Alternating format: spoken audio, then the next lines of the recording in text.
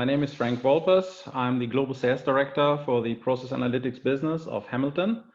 And I welcome you to our ArcAir web training this morning, which will be hosted by my colleague Yahir Kololi, who is our product manager for the ArcAir, for the Arc systems.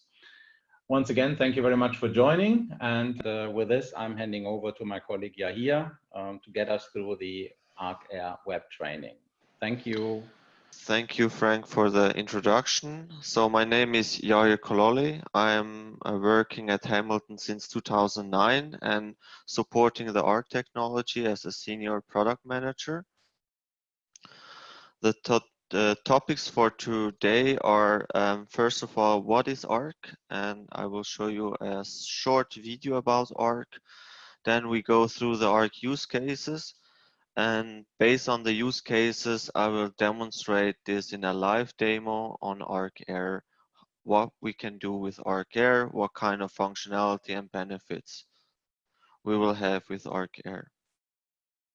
So first of all, around 3 to 4 minutes, a short video about ARC that you are introduced into the ARC technology.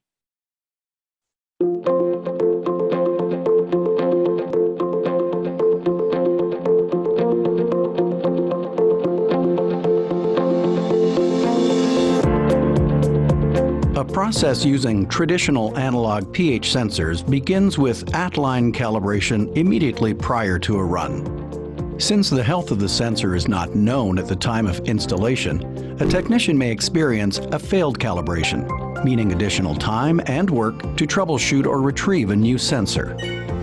After a successful calibration, manual logging of calibration data is tedious and prone to transcription errors. Once the run is started, the technician has limited information about the sensor health. They must physically visit the transmitter to see basic operational status. Once the run is complete, the sensor must be verified and manually logged again to ensure it did not drift during the run. By contrast, ARC intelligent sensors streamline pH sensor management considerably. Traditionally, sensors and transmitters have been separate devices. Recognizing this as a source of inefficiency and unnecessary cost, Hamilton redefined that relationship by building cost-efficient intelligent ARC sensors that can connect directly to a process control system, ultimately removing the need for additional standalone transmitters. For new projects, the removal of a separate at-line transmitter can reduce startup costs by 76%. The savings from ARC intelligent sensors don't end there. Technicians save time and effort when installing pre-calibrated sensors at the start of a run. During the run, the sensor status can be observed from afar, either from the sensor dashboard or from an LED in the sensor head. More information-rich diagnostics can also be viewed on a mobile phone or tablet. Knowing the health and status of your sensor in real time helps reduce the risk of a lost production run and can help lower your maintenance costs by 89%. After the run, sensors can be transported back to a controlled laboratory environment that is prepared for calibration. There, several sensors can be verified and calibrated together in series, lowering cost and improving reliability of results. After calibration, the technician can review the health of the sensor, including the quality indicator, operating hours, and sterilization cycles. All sensor configuration, validation, and calibration data can be synced with a central database, mitigating transcription errors. Thus, ARC sensors lower your documentation costs by 80% with automatic report generation. Sensors that meet quality criteria are stored for the next run, while sensors that don't can be discarded. You'll never be stuck at line with a bad sensor again. Taken together, the efficiencies from ARC intelligent sensors add up quickly, saving you on startup costs, calibration time, documentation reliability, and maintenance efforts. Contact a Hamilton representative today to see how to get the most out of ARC intelligent sensors. So thanks a lot for your patience. The next slides are about the use cases. So we start with the research and development use case in R&D. So in R&D, there are a lot of benchtop fermenters equipped with biomonitors, and usually the ARC sensors are connected via Modbus to those biomonitors. And here the clear benefit of the ArcAir software is that with mobile tablets or a desktop or notebook computer, you have a visibility about the status of all ARC sensors. Additionally, on the ARC wireless adapter mounted on the top of the sensor, you will also see the status of the sensor. So it's an indicator with green LED, yellow, and red. So based on the status, you will have the indication via this color. Additionally on that, it is also able to have a dashboard on a big screen so that you walk into the lab and you look on the big screen and check which sensor requires maintenance, troubleshooting, or you would like to have diagnostic information. This explains the R&D lab. The next one is the skid system. So a lot of ARC sensors are equipped into skids systems, and it could be in pilot plants or R&D labs. So that also here the sensors are connected 4to20 or Modbus to a process control system or a biocontroller. And here it's also available with the ArcAir software that you can troubleshoot and maintain the sensor via mobile devices on site or via the control system directly into the sensor. So with Modbus interface, you have fully access into the sensor and the sensor configuration.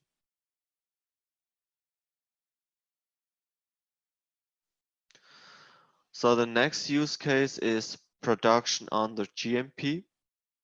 And usually in production, there are huge tanks or huge installation, and requires also a lot of validation and documentation, which is given from the GMP guidelines. And our ARC sensors are also connected via 4to20, mostly via 4to20, but also via a digital interface, Modbus, to the process control system. Additionally, also here, a wireless option delivers all the on-site information which are required for maintenance or diagnostic. So the on-site display is a mobile device, or could be also a dashboard screen like we have seen in the laboratory or R&D use case. All the information from the process control system are available from the sensor, so we deliver a fully compensated signal to the control system.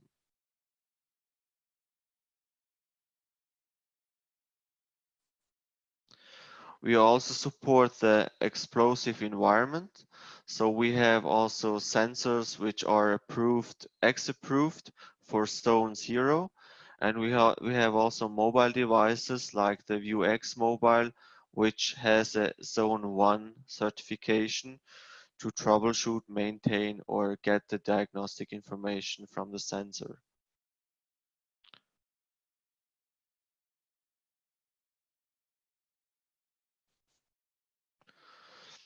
And here is a graphic look at which shows the GMP workflows, and a single database saves all the relevant data from a mobile device or notebook or personal computer. This allows a secure storage and a quick access. Prior to the run, configuration and calibration is required. This generates report, and these reports are saved in the database. Once everything is installed, The ARC software can run a communication report and verify and validate the analog and Modbus digital output back to the process control system. So after that, the process can start, and the fermentation usually contains 1 week or 3 days to 1 week or longer. And after that, a post-run verification is required. And also this process can generate a verification report which is saved in the ARC database.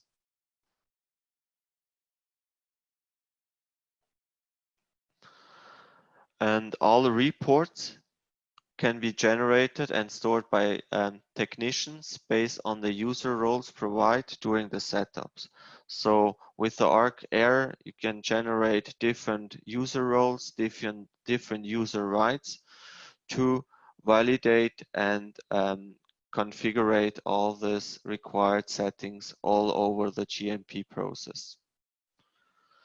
So data are available from multiple sources, from mobile device or computer, and you can centralize your database on a network, and you have quick access to critical sensor information and also user information.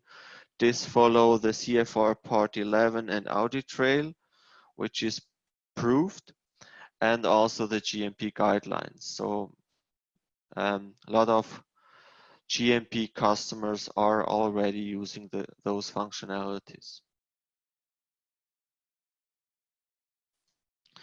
So about the sensor documentation, all the reports are generated by a technician in the field and can be created on the mobile device, for example, configuration or calibration. The report data can then be synchronized with the administrator ArcAir database wirelessly. So this is the central database. And finally, this report data can be printed off or sign off digitally to store all this validated data. The automated reports function saves considerable time and effort over traditional manual documentation. And also this process is CFR Part 11 proved and follow the GMP guidelines.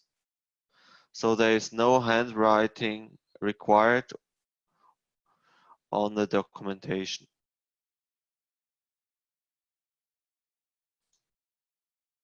So the next use case is maintenance and diagnostic. And here an example of a quick view diagnostic screen. The color-coded indicators indicate that a sensor is in a good working order or needs service or has several errors that needs to be checked. On the right side, we see the sensor quality indicator, which provides a simply percentage grade to understand the overall health of the sensor.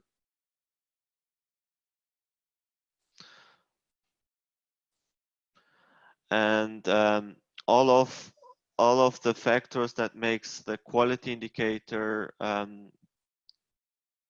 that indicates the quality indicator are listed here.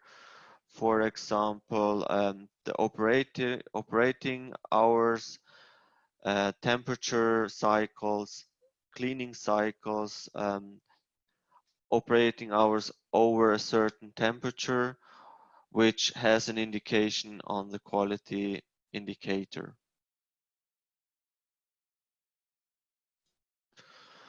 Finally, any warnings or errors regarding the sensor are displayed at the bottom of the page. Here in this case, this sensor requires a calibration and indicates that the last calibration was not successful.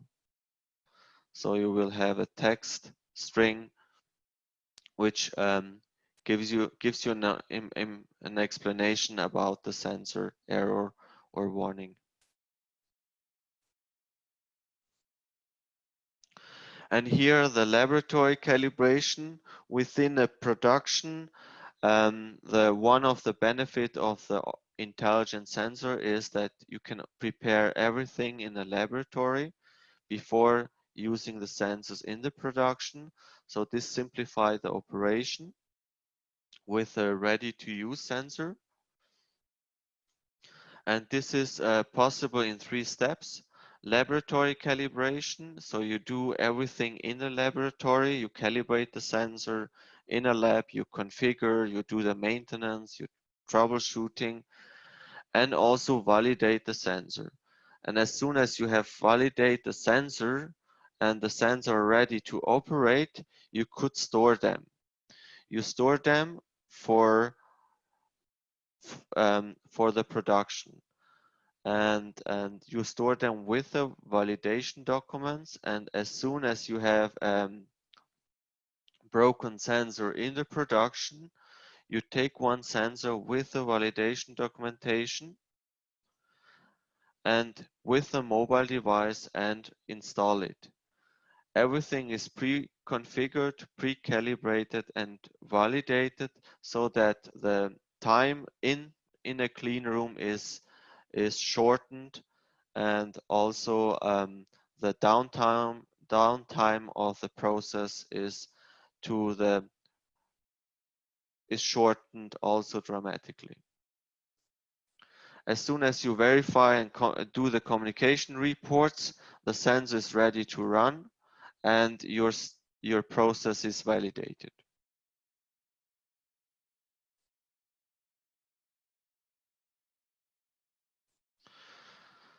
So these are the use cases from the ARC sensor, and now I would like to give you a short demonstration, and I will try to catch some of the use cases with the functionality of ArcAir.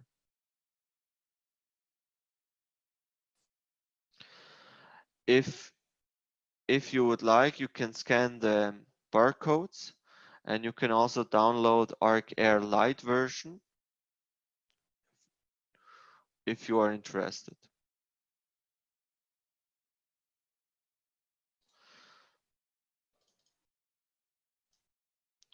So this is the first screen when you install the ArcAir Basic. So you are in a laboratory mode here. You see on the left side, you see the sensor list with all the sensors in the room. So we are sharing information in the broadcast, for example, the measurement unit, temperature, and the status. So all the sensors are available on the sensor list, and you can filter the sensor list according status, sensor type, or process group. I will come later to the process group. And as I have shown you in the R&D lab, here you will see the dashboard, and here also in the dashboard you can sort the sensor by type, status, and experiment. For example, you can say I would like to have conductivity, DO, and pH in one line. Then we have the experiment page, but I will come later to that. First of all, I would like to explain you the backstage and to generate some users. So in the backstage, you have on the left side the functionalities. Here in this functionality, you can create process groups, and process groups are required if you have different tanks equipped with different sensors, and you can assign these process groups, means these tanks, to a specific user. And so we could generate one process, means tank 1, and select some sensors. So we say, okay, we will select DO sensor to tank 1, and we have generate now a process group. Now we just with one sensor, and if we go to user management, we have to create a user account, and a user account requires all the user information, first name,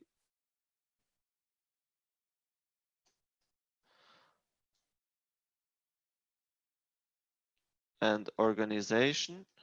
And this information are also important for the audit trails and for the digital signature. So if you sign any reports, all this informations are available on the report. And we define also a password. I will give you a after we generate the user, I will give you a short introduction also into the audit trail and safety features. Here now we define one process group.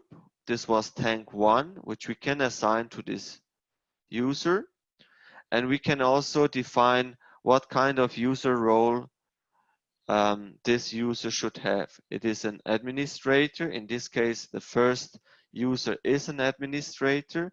We can also define the user as a technician, who is allowed to do sensor calibration, process settings, audit trails, verification, and electronic report signatures. Or we can define the user as a production technician. Or the user is a quality manager who is only interested into audit trails and electronic signatures. So this is the user we have created. And to log in with this user, you can log out here.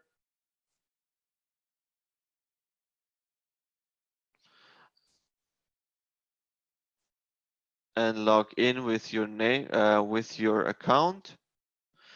And you will ask that, because the administrator creates all the users, as soon as the user is connecting at first time to the ArcAir, it asks you for a new password.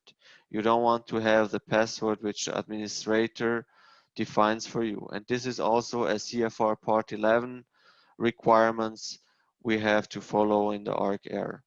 So all password was, and you have just to renew the password. So and now you are logged in as an admin user. And you see then the sensor. Again, you can again filter sensor according the status. So I will remove all the offline sensors. And if we go back, we have the admin user here. And we can also deactivate user or create a PDF file of all users. So this is the user role, and this is the audit trail. So now we did a lot. I have changed the database before this training. We can see all the required or all the changes we did during this time. We changed sensor information. We also create a user here. So this was the second entry. The first entry was that we create a process group, and the second one that we create a user. And you can also create a PDF file of all activities. So if somebody is changing anything in the sensor, we will see it in the audit trail, or the administrator or the quality manager is able to see that in the audit trail. In the settings, you have seen that I have just entered one letter in the password, but this can be configured. We can configure the minimum password length. We can also configure if the password contains numbers, special characters, capital or small letters, and also the expiration of the password. We can define that after 3 months or 1 month, or users have to renew the password. And we can also define if a user is using ArcAir and he move away, when the display should enable automatically or should be logged out from this account. Because if you are logged in with your user account and somebody changed something on the sensor with your user account, in the audit trail your name or your information is entered. And this can be also configured. So coming back to the sensors, now we are as the admin logged in, and we can, for example, start a sensor connection. And as soon as you are connected, the quick view is open with all the relevant information. So these are the most important information from your sensor. So we see on the top, we see the status of the sensor, it's green. We see serial number, ref number, measuring point. We see the current measure of DO, temperature, and we also see the measurement on 420, the output of 420. On the right side, we see the calibration data. We see also that the last calibration in air was successful. But we see also that the 0-point calibration the reading was too low, so it was not able to calibrate. And the reason is because I don't have nitrogen here to calibrate the sensor. We see also the phase in air, phase in zero. These are measurement parameters for the optical sensor. And we see here sensor health. This sensor is on the good condition. We see 100% quality indicator, the operating hours, and also the number of cleaning cycles. So 1 autoclavation was performed. So let's check one with a warning.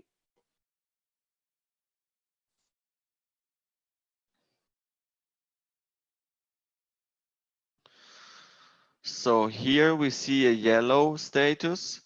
We see also the information about the sensor, the measuring point. This could be also a measuring point from the tank. And we see also the calibration. We see that the 0.1 calibration was successful. 0.2 was too close to 0.1. And we also see that this indicates a warning. pH calibration recommended because the last calibration was not successful. And we see also an indicator, quality indicator of 30%. So here maintenance have to be performed. And this is an error, a red one. So we see here on the warning and errors that the DO reading is failure, cathode impedance too high. And to simulate an error, I remove the electrolyte of this sensor. This is a polarographic sensor. And here we could see that it indicates an error because no DO reading is possible. So that's why we read 2.8 volume% in air. And we see also a quality indicator of 0%. So this is the diagnostic information of the sensor. You could have much more information on the sensor information. For example, about firmware release or firmware versions, or firmware date, sensing material, which wireless adapter is connected to the sensor, and also the lot numbers. You could have on the status more information as on the quick view.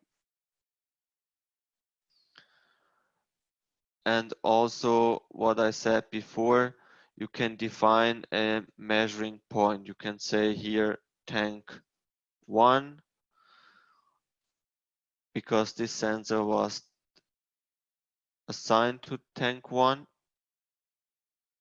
And now the measuring point is changed to tank 1. So let's perform a calibration. So you are in a calibration lab. You want to calibrate the sensor and validate the sensor for the next run.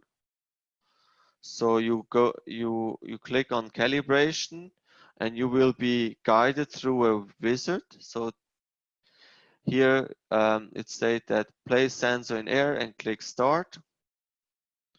And then you have a waiting for sensor stabilization. The reason is if the sensor is coming directly from the process, usually the sensors are still warm from the last CIP or SIP cycle, and it needs to stabilize. So the temperature sensor needs to be stabilized to the ambient temperature. And here this time is required at least 180 seconds, 3 minutes to stabilize until the temperature and the measurement is stable. But I know that this sensor was quite long in air, so we just skip this and we go to next. And I hope this is a successful calibration. Yes, so the calibration or the sensor was calibrated at 100%.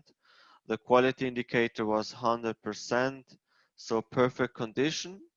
We can move to point 2, but I don't have nitrogen here. It's just more or less the same procedure.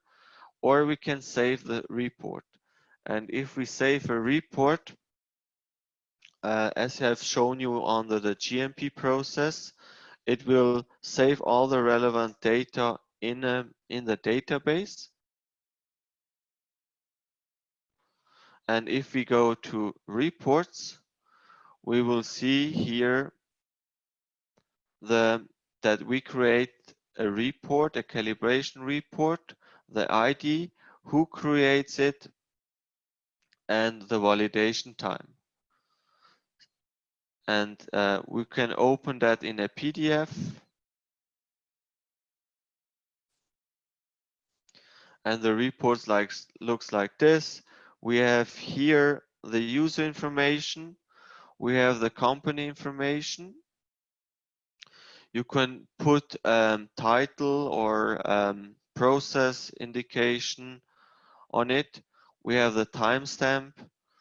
We have the sensor information, for example, ref number, serial number, lot date, firmware version, and the quality indication, which is important for the status of the sensor, under which parameters is the sensor configured, and the calibration data. As soon as you finalize this, this report is then ready to approved and will be approved then from a quality manager or from an administrator. So it needs to be approved from a different person. So I cannot approve this. So I cannot create and approve the report.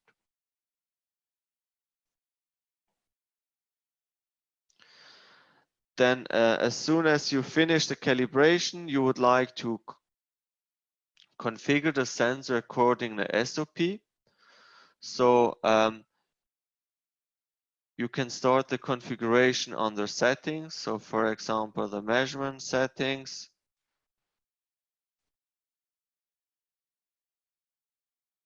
So there are a lot of data to load.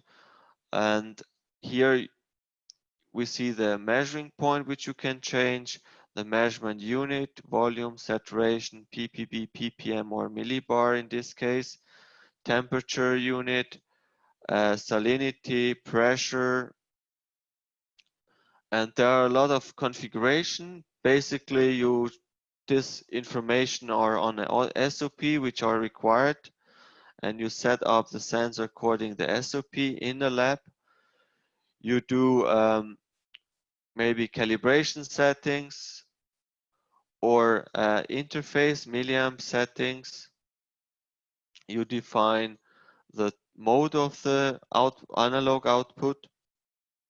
You define which analog port is assigned to which measurement channel, and also you assign which value is at 4 milliamp and which or the range of the 4 to 20 milliamp analog signal. So all these settings are possible. As soon as you do that, you can go to configuration report, and you create a configuration report. So this will save all the settings you did in ArcAir or in this sensor, and validate the settings. Now the configuration report has been successfully saved.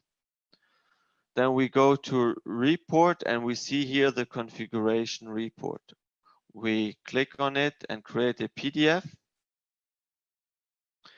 And this is the configuration report with all the configuration from the sensor. And it's signed from the administrator because I have the administrator role at the moment, and needs to be signed from a second person, from a person who has the rights to validate reports or to sign reports. And as soon as this is done, you can save or you can store the sensor with a calibration report and a configuration report. And here are again all the information about the sensor, analog output, digital output, sensor parameters, sensor status, calibration information, and calibration settings. So all the relevant settings for the configuration validation.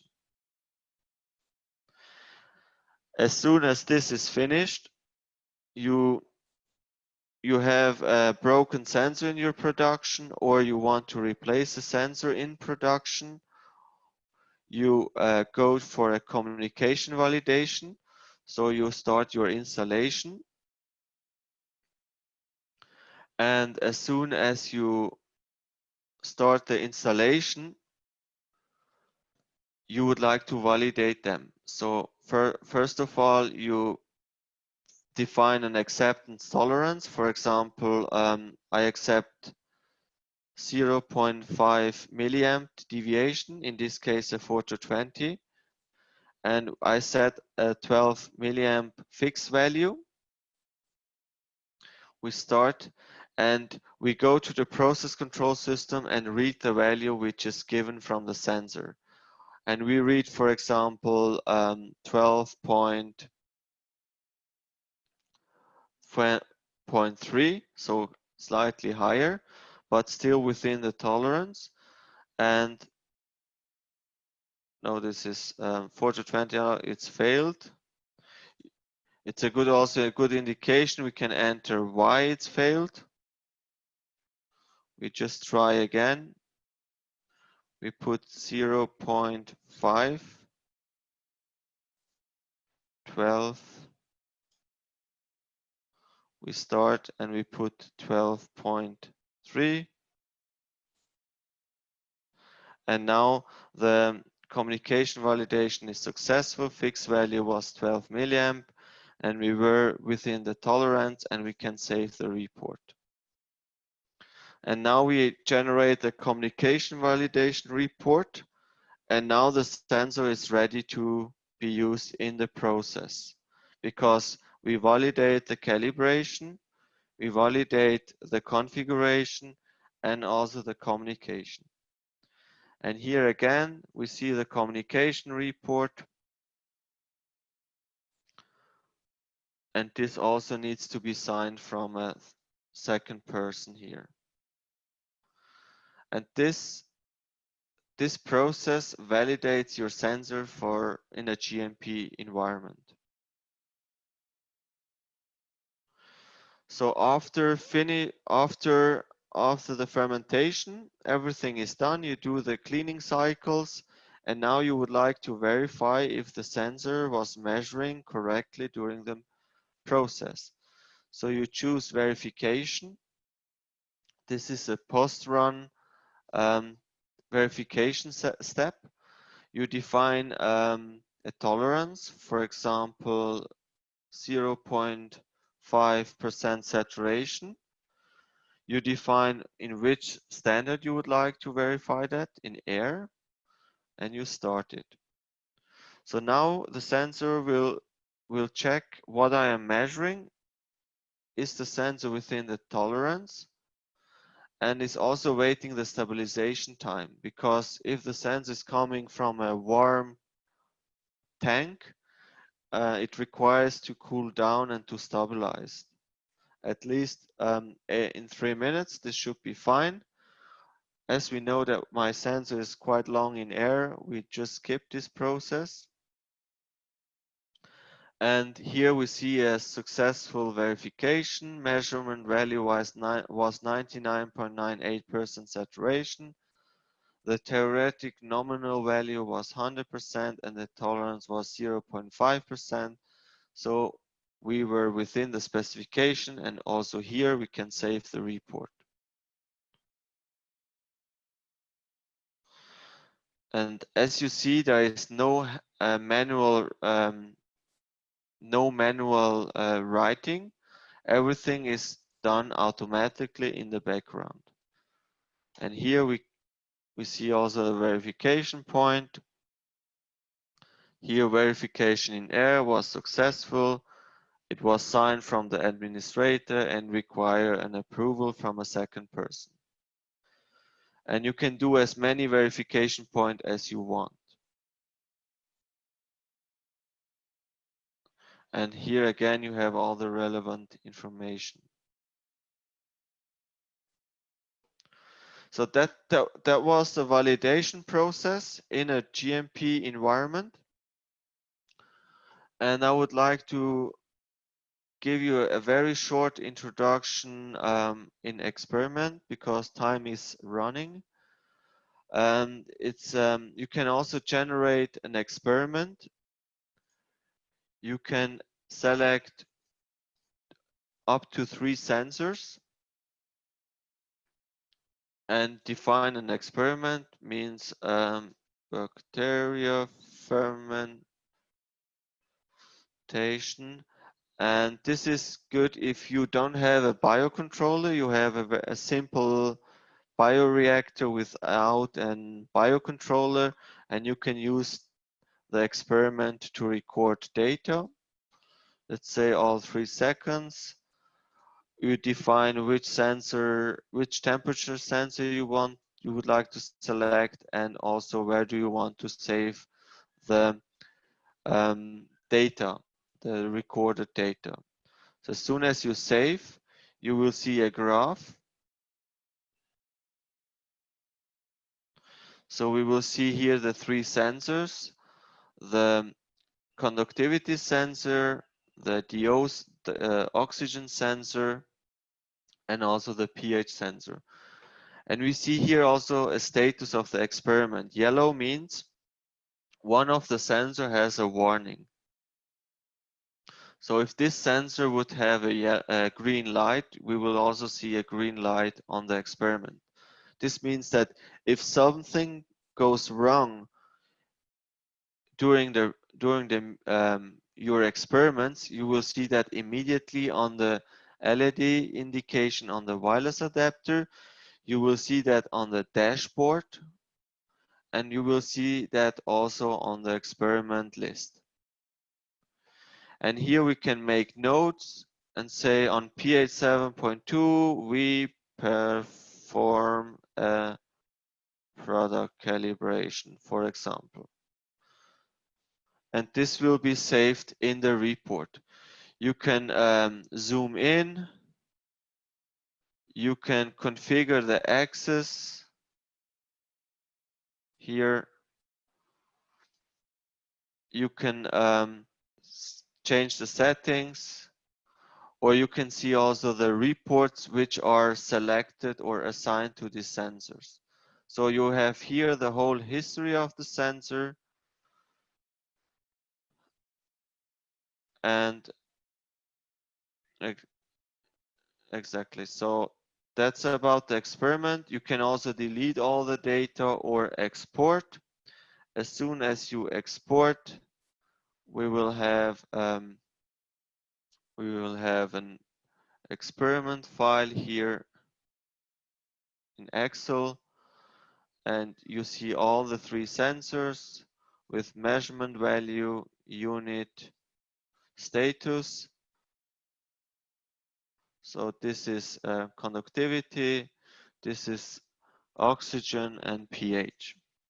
And this was the note I put on pH. We perform a product calibration. You can create graphs, or you can also use this for maintenance, for troubleshooting or diagnostic.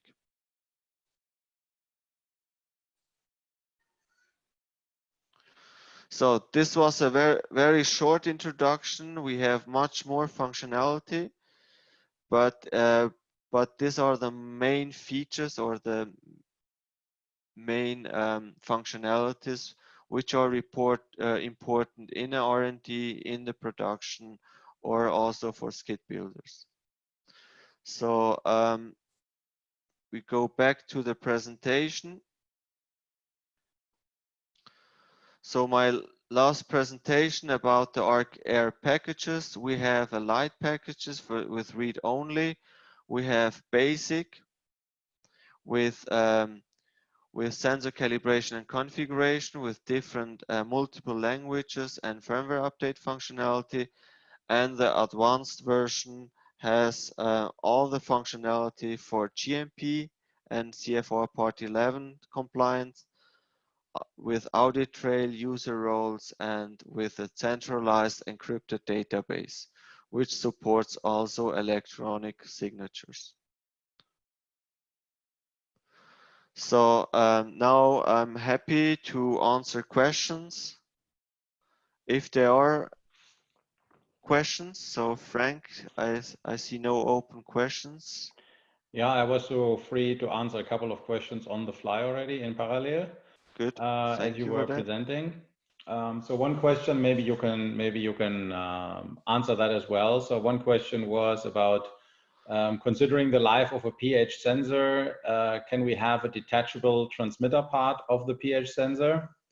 So I answered that question already, that the benefit of the intelligent sensor is that you can use it to its maximum lifetime. So you don't have to change it very well in advance just to be safe, so to speak. And that already is a cost saving part. The other point is that they're actually not so much more expensive than an analog sensor, and you are also saving on the initial installation, the transmitter part.